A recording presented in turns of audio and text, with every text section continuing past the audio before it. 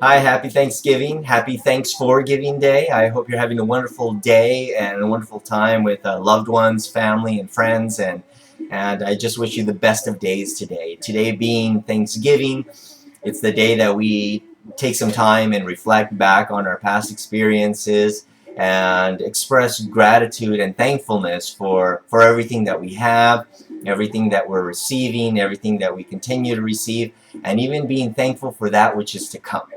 And I first want to talk. I first want to say thank you so much to everybody for being able to offer your feedback and your commentary and your sharing on the last video that I made. I truly appreciate it. It really makes me feel as if though what I'm trying to offer is actually being received, and some people are getting something from it, and that means everything to me. That's exactly why I'm doing this, is I'm sharing my personal experiences in hope that it betters somebody else or helps them through their life situations that might be similar or parallel to what I might be going through. I want to talk about the difference that I feel to be between being just thankful and being grateful. And then I want to talk about how I believe gratitude, when you're able to achieve it and embody it, it becomes your superpower. And in that sense, we become very powerful, and we can change the past. And then I want to talk about a personal account of gratitude of mine, and how it relates to why I feel so strongly about being grateful. Today being Thanksgiving, I know that we sit down around the table with loved ones, and we express our feelings of thankfulness and gratitude about certain things in the past, or things that we've received, or things to come. And for me, being grateful is just a little bit more. And even if you look at the dictionary definition, it has a slight degree difference than just being thankful. Being thankful is the expression of gratitude, where being grateful is actually the embodiment of the feeling of gratitude. And in order to be able to embody it and to be present with the feeling, or that vibratory state, you have to be present. You have to be present in the present moment. And so it's not just a verbalization of thankfulness, it's an actual embodiment of it. And so gratitude is that much more important to me, because it grounds me. It requires for me to be consciously present, and then I'm able to be a part of that experience, or of that moment, or of that feeling, and not just on some mental level be thankful for it. Thankful is great, and it's a stepping stone to reach gratitude. Absolutely, there's nothing wrong or bad about it. I think everyone needs to be thankful for everything in their lives. And that kind of leads me into why I think gratitude, or being able to reach the state of gratitude, is like a superpower. Because because in essence, when you are grateful, you are present, and you're in the moment, and you're embodying the feeling tone of gratitude. It's impossible for you to be sincere with gratitude and have any kind of inkling of resentment or anger or regret about your past. Because when you're grateful now, when you're grateful in the present moment, and you're here and you're just happy, and you're just 100% sincere about it, you have to be thankful and grateful for every single experience that has led up to that moment. Because had it happened any different, had any little thing been different, you may not have been experiencing that moment in time. And so it's very difficult to be grateful now, and at the same time harbor any kind of resentment or anger or anything that has happened to you in the past. And so in essence, when you embody gratitude, when you're one with it, you have the power of changing your entire history. Everything that has happened to you has happened for the reason of your present moment.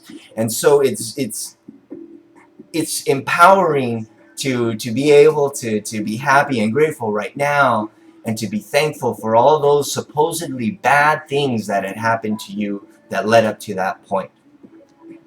And I want to use my personal account, my personal experience with this, and this just happened recently, through the last 3-4 months.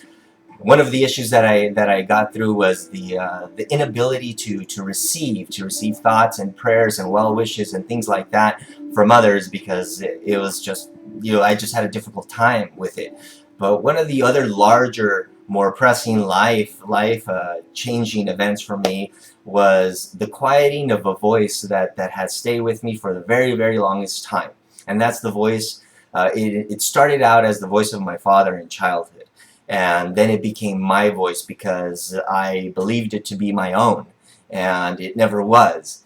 And my father, just to give you a background, I started working with my father at the age of 14 in construction, and I worked during high school vacation time. So while my friends were out playing and hanging out, I was working with him, and we worked Monday through Saturday from dusk till dawn, and that's how I spent my vacation time since 14.